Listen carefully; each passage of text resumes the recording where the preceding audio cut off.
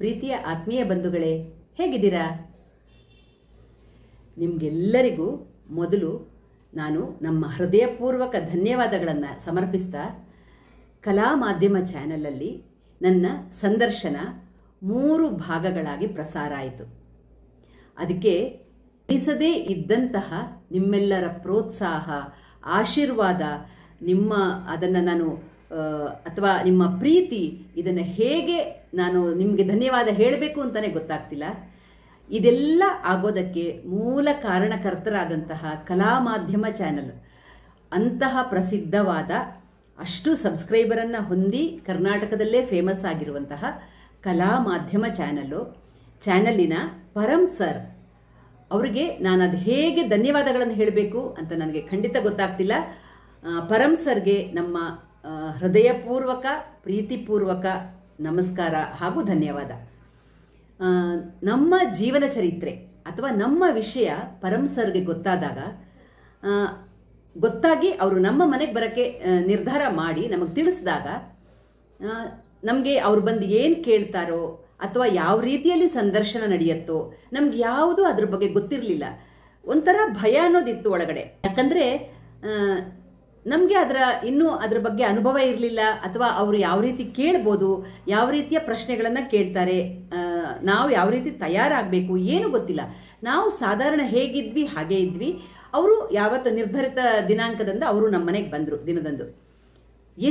ಅಷ್ಟು ದೊಡ್ಡ famous YouTube channel ಇದ್ರೂ ಪರಂ ಸರು ಅದೆಷ್ಟು ಸಾಮಾನ್ಯ ವ್ಯಕ್ತಿ ಅಂದರೆ ನಮಗೆ ನಂಬಕ್ಕೆ ಆಗ್ತಾ ಇರಲಿಲ್ಲ.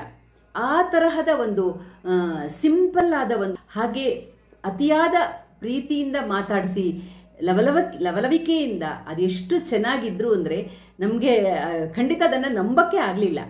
ಅವ್ರ ಜೊತೆ ಬಂದಿರುವಂತಹ ಛಾಯಾಗ್ರಾಹಕರು ರವಿರಾಜ್ ಹೊಂಬಳ ಸರ್, ಅವರು ಅಷ್ಟೇ ಅದೆಷ್ಟು ಅವರಿಗೆ ಏನು ಹೇಳೋದು, ಸಮಾಧಾನ ಅಥವಾ ಎಷ್ಟು ಪ್ರೀತಿ, ಅದೆಷ್ಟು ಚೆನ್ನಾಗಿ ಅವರು ಸಹಕರಿಸಿದ್ರು. ತುಂಬ ಚೆನ್ನಾಗಿ ನಡೀತು. ದೀರ್ಘ ಸಮಯನೂ ಅಥವಾ ಹೆಚ್ಚು ಸಮಯನೂ ತಗೊಳ್ಳಿಲ್ಲ. ತುಂಬ ಬೇಗನೆ ಆಗೋಯ್ತು, ಬೇಗನೆ ಮುಗಿದೋಯ್ತು. ಎಲ್ಲ ಒಂದೇ ಶಾರ್ಟಲ್ಲೇ ಆಗೋಯ್ತು. ನಾವು ಅಂದ್ಕೊಂಡಿಲ್ಲ ಇಷ್ಟು ಚೆನ್ನಾಗಿ ಬರುತ್ತೆ, ಇಷ್ಟು ಚೆನ್ನಾಗಿ ಮೂಡಿ ಬರುತ್ತೆ, ಜನರ ಪ್ರತಿಕ್ರಿಯೆ ಈ ಥರ ಇರುತ್ತೆ ಅಂತ ನಮಗೂ ಅಂದ್ಕೊಂಡಿರಲಿಲ್ಲ. ಆದರೆ ನಿಮ್ಮೆಲ್ಲರ ಪ್ರೀತಿ, ವಿಶ್ವಾಸ ಹಾಗೂ ನಿಮ್ಮೆಲ್ಲರ ಹಾರೈಕೆ, ಆಶೀರ್ವಾದ ಇವೆಲ್ಲ ನೋಡಿದ್ರೆ ನಮ್ಮ ಹೃದಯ ತುಂಬ ಭಾರ ಆಗಿದೆ. ಹಾಗೆ ನಿಮಗೆ ಹೇಗೆ ಧನ್ಯವಾದ ಹೇಳಬೇಕು ಅನ್ನೋದು ನಮ್ಗೆ ಗೊತ್ತಾಗ್ತಿಲ್ಲ. ಈ ಸಹಕಾರ ಮಾಡಿಕೊಟ್ಟ ಪರಂ ಸರ್ಗೆ ನಿಮ್ಮ ಎಲ್ಲ ಪ್ರೀತಿ, ವಿಶ್ವಾಸ ಅದೆಲ್ಲ ಪರಂ ಸರ್ಗೆ ಅರ್ಪಿಸಕ್ಕೆ ಇಷ್ಟಪಡ್ತೀನಿ. ನಿಜವಾಗ್ಲೂ ನಾವು ಪರಂ ಸರ್ ಬಂದಾಗ ನಾವು ಹೇಳಿದ್ವಿ ಅವ್ರ ಹತ್ರ, ನಮಗೆ ಯಾವ ಥರದ ಅಪೇಕ್ಷೆನೂ ಇಲ್ಲ. ನನಗೆ ಪಾಪ್ಯುಲಾರಿಟಿ ಬರಬೇಕು, ಅಥವಾ ನನಗೆ ಆರ್ಥಿಕ ಸಹಾಯ ಬೇಕು, ಅಥವಾ ನನ್ನ ಯೂಟ್ಯೂಬ್ ಚಾನಲ್ ತುಂಬ ಬೆಳಿಬೇಕು, ಅದು ಯಾವ ಅಪೇಕ್ಷೆನೂ ನಮ್ಗೆ ಇರಲೂ ಇಲ್ಲ, ಈಗಲೂ ಇಲ್ಲ. ಯಾಕಂದರೆ ನನ್ನ ಉದ್ದೇಶ ಒಂದೇ ಇದ್ದಿದ್ದು, ನಮ್ಮ ತರಹದ ಆಟಿಸಮ್ ಅಂತ ನಾನು ಹೇಳಲ್ಲ, ಅಥವಾ ಮಲ್ಟಿಪಲ್ ಸ್ಲಿರೋಸಿಸ್ ಅಂತಲೂ ನಾನು ಹೇಳಲ್ಲ. ಒಂದು ಮನುಷ್ಯ ಯಾವ ಕಷ್ಟಕರವಾದ ತೊಂದರೆಯಿಂದ ಬಳಲ್ತಿದ್ದಾನೆ, ಅಂಥವರಿಗೆ ಸಹಾಯ ಆಗಬೇಕು, ಅಂಥವರಿಗೆ ಪ್ರೇರಣೆ ಆಗಬೇಕನ್ನೋದು ನಮ್ಮ ಮೂಲ ಒಂದು ಉದ್ದೇಶ ಆಗಿತ್ತು. ನಾನು ಅದನ್ನು ಪರಂ ಸರಿಗೆ ಹೇಳಿದೆ. ನಮಗೆ ಯಾವ ಪಾಪ್ಯುಲಾರಿಟಿನೂ ಬೇಡ, ಅಥವಾ ಯಾವ ನೆರವು ಬೇಡ. ನಮ್ಮಿಂದ 10 ಜನರಿಗೆ ಉಪಕಾರ ಅಥವಾ ಸಹಾಯ ಆದರೆ ಅದೇ ನಮಗೆ ದೊಡ್ಡ ಉಡುಗೊರೆ, ದೊಡ್ಡ ಗಿಫ್ಟು ಅಂತ ನಾನು ಸರ್ ಹತ್ರ ಹೇಳಿದ್ದೆ.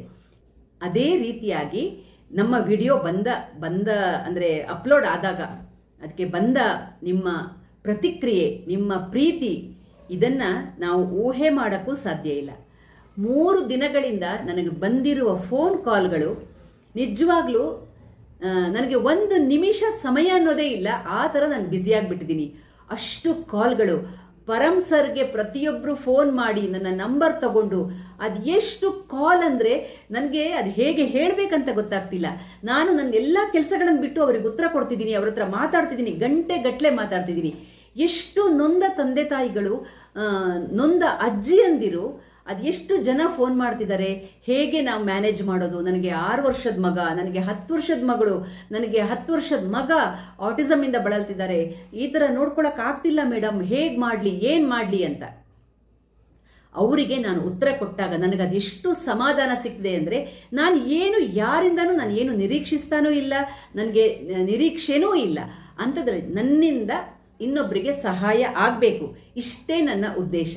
ಅದಕ್ಕೆ ನನಗೆ ಅವಕಾಶ ಮಾಡಿಕೊಟ್ರಲ್ಲ ಪರಂ ಸರ್, ಅವರಿಗೊಂದು ದೊಡ್ಡ ನಮಸ್ಕಾರ ಹೇಳ್ತೀನಿ. ಹಾಗೆ ಅವರ ಚಾನಲ್ಲು ಇನ್ನೂ ಕರ್ನಾಟಕದಲ್ಲಲ್ಲ ಇಡೀ ವಿಶ್ವದಲ್ಲಿ ದೊಡ್ಡದಾಗಿ ಬೆಳಿಲಿ ಅಂತ ನನ್ನ ಹಾರೈಕೆ, ಅವರಿಗೆ ನನ್ನ ಆಶೀರ್ವಾದ ಕೂಡ. ಹಾಗಿರ್ಬೇಕಾದ್ರೆ ನಾನು ನನ್ನ ಕರ್ತವ್ಯ ಈಗ ಅದು ಯಾವತ್ತು ಪ್ರಸಾರ ಆಯಿತು, ಪರಂ ಸರ್ ಯಾವತ್ತು ನನ್ನ ವಿಡಿಯೋವನ್ನು ಅಪ್ಲೋಡ್ ಮಾಡಿದ್ರು ಅವತ್ತಿಂದ ನನಗೆ ಸಮಯ ಸ್ವಲ್ಪ ಕಷ್ಟ ಆಗ್ತಿದೆ, ಅಷ್ಟು ಫೋನ್ಗಳು ಬರ್ತಾ ಇದೆ. ಅದರ ಜೊತೆ ಅನೇಕ ತಂದೆ ತಾಯಿಗಳು ನಮ್ಮನ್ನು ಭೇಟಿಯಾಗಕ್ಕೆ ಕಾಯ್ತಾ ಇದ್ದಾರೆ. ನನಗೆ ನಾನು ಅವರಿಗೆ ಫೋನಲ್ಲಿ ನಿನ್ನೆ ರಾತ್ರಿ 11 ಗಂಟೆ ತನಕನೂ ನಾನು ರಾತ್ರಿ ಫೋನಲ್ಲಿ ಮಾತಾಡಿದ್ದೀನಿ. ಅವ್ರಿಗೆಲ್ಲರಿಗೂ ನಾನು ಒಂದೇ ಉತ್ತರ ಕೊಟ್ಟಿದ್ದೀನಿ. ಈ 3-4 ದಿವಸ ನಾನು ಸ್ವಲ್ಪ ಬ್ಯುಸಿ ಆಗಿದ್ದೀನಿ, ಯಾಕಂದರೆ ನನ್ನ ಮಗನ ಅನೇಕ ಆರೋಗ್ಯಕ್ಕೆ ಸಂಬಂಧಪಟ್ಟ ಟೆಸ್ಟ್ಗಳಾಗಬೇಕು, ಅವನಿಗೆ MRI ಸ್ಕ್ಯಾನಿಂಗ್ ಬುಕ್ ಮಾಡಿದ್ದೀವಿ, ಅದಾಗಬೇಕು. ಅದೆಲ್ಲ ಮುಗಿಯೋ ತನಕ ನಾನು ಸ್ವಲ್ಪ ಬ್ಯುಸಿ ಆಗಿದ್ದೀನಿ. ಮುಂದಿನ ವಾರದಿಂದ ನೀವು ನನಗೊಂದು ಫೋನ್ ಮಾಡಿ ಯಾವಾಗ ಬೇಕಾದರೂ ಬನ್ನಿ. ಈಗಲೇ ಅನೇಕ ಪೇರೆಂಟ್ಸು ನನಗೆ ನಾವು ಬರ್ತೀವಿ ಮುಂದಿನ ವಾರ ಅಂತ ಹೇಳಿಬಿಟ್ಟಿದ್ದಾರೆ. ಅದ್ರ ಜೊತೆಯಲ್ಲಿ ತಂದೆ ತಾಯಿಗಳ ಆ ನೋವು ಎಷ್ಟು ಅನ್ನೋದು ನನಗೆ ಅರ್ಥ ಆಗುತ್ತೆ. ಯಾಕಂದರೆ ಅವ್ರ ಮಕ್ಕಳೆಲ್ಲ ಇನ್ನು ತುಂಬ ಸಣ್ಣವರು, ಆದ್ರೂ ಮುಂದಿನ ಅವ್ರ ಜೀವನ ಹೇಗಿರುತ್ತೆ, ಯಾವ ರೀತಿ ಅವರು ಅದಕ್ಕೆ ತಯಾರಾಗಿರಬೇಕು, ಅದ್ರ ಬಗ್ಗೆನೂ ಹೇಳಬೇಕು. ನಾವು ಪಟ್ಟಿರೋ ಕಷ್ಟ ಅವರು ಈ ತಂದೆ ತಾಯಿಗಳು ಪಡಬಾರ್ದು. ಅವರು ಜೀವನವನ್ನು ಇನ್ನು ಚಿಕ್ಕ ವಯಸ್ಸಾಗಿದ್ದಕ್ಕೆ ಈಗಲೇ ಅದನ್ನು ಪ್ಲ್ಯಾನ್ ಮಾಡಿಕೊಂಡು ಮುಂದಿನ ಜೀವನನ ಅದಕ್ಕೆ ರೆಡಿಯಾಗಿರಬೇಕು ಅನ್ನೋದು ನನ್ನ ಮುಖ್ಯವಾದ ಉದ್ದೇಶ. ಅದೇ ರೀತಿಯಾಗಿ ಬರೇ ತಂದೆ ತಾಯಿಗಳು ಮಾತ್ರ ಅಲ್ಲ, ಈ ರೀತಿ ನೊಂದಿರೋ ತಂದೆ ತಾಯಿಗಳಲ್ಲ, ಲಕ್ಷ ವ್ಯೂ ಆಗಿರುವಂತಹ ವಿಡಿಯೋಗೆ ಅದೆಷ್ಟು ಸಾವಿರ ಕಮೆಂಟ್ಗಳು ಬಂದಿದೆಯೋ ಅದರಲ್ಲಿ ಎಲ್ಲ ನಿಮ್ಮ ಪ್ರೀತಿಯ ಆಶೀರ್ವಾದ ಇರ್ಬೋದು, ಹಾರೈಕೆ ಇರ್ಬೋದು. ಯಾವತ್ತೂ ಒಗ್ಗಟ್ಟಿನಲ್ಲಿ ಬಲವಿದೆ ಅಂತೆ, ಸಾಮೂಹಿಕ ಪ್ರಾರ್ಥನೆಗೆ ತುಂಬ ಉತ್ತಮವಾದ ಫಲಿತಾಂಶ ಸಿಗತ್ತಂತೆ. ನಿಮ್ಮೆಲ್ಲರ ಹಾರೈಕೆಯಿಂದ ಖಂಡಿತ ನಮ್ಮ ಮುಂದಿನ ಜೀವನ ಏನು ಹೇಳೋದು, ನಮ್ಮ ಸಂಕಷ್ಟದ ಭಾರ ಸ್ವಲ್ಪ ಕಡಿಮೆ ಆಗತ್ತೆ ಅನ್ನೋ ಒಂದು ನಂಬಿಕೆ, ನನ್ನ ಮಗನ ಆರೋಗ್ಯನೂ ಒಂಚೂರು ಸುಧಾರಿಸುತ್ತೆ ಅನ್ನೋ ನಂಬಿಕೆ ನನಗೆ ಬಂದಿದೆ. ಹಾಗೆ ಇವೆಲ್ಲದರ ಮಧ್ಯ ವಯಸ್ಸಾದ ಕೆಲವರು ನನಗೆ ಫೋನ್ ಮಾಡಿದ್ರು.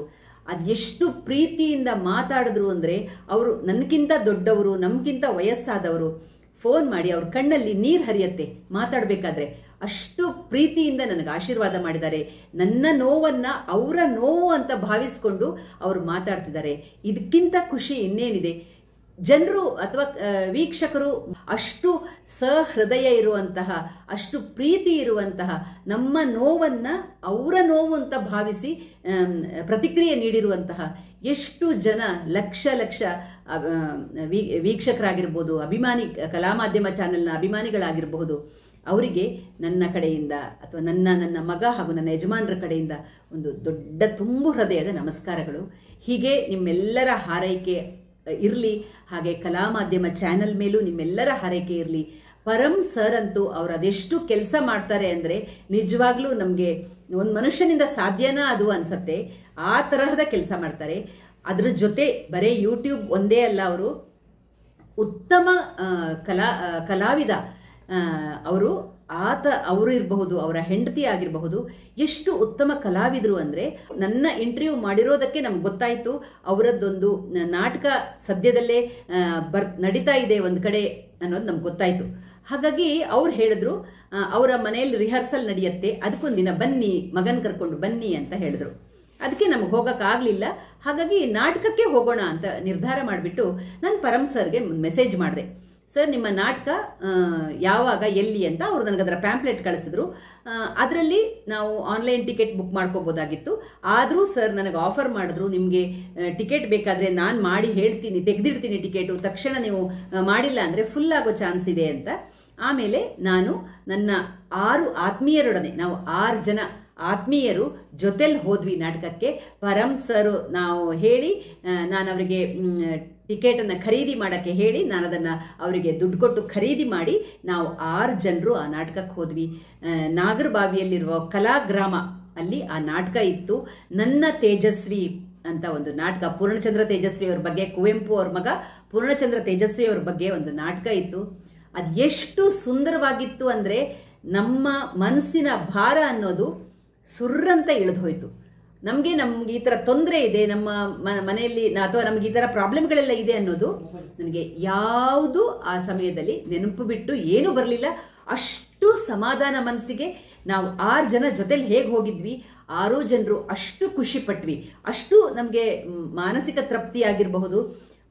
ಪರಂ ಸರ್ನ ಅಭಿನಯ ಇರಬಹುದು ಅಥವಾ ಅವರ ಪತ್ನಿಯ ಅಭಿನಯ ಆಗಿರಬಹುದು, ಹಾಗೆ ಇಡೀ ಟೀಮು ಅಷ್ಟು ಸುಂದರವಾಗಿ ಮಾಡಿದ್ರು ಆ ನಾಟಕ.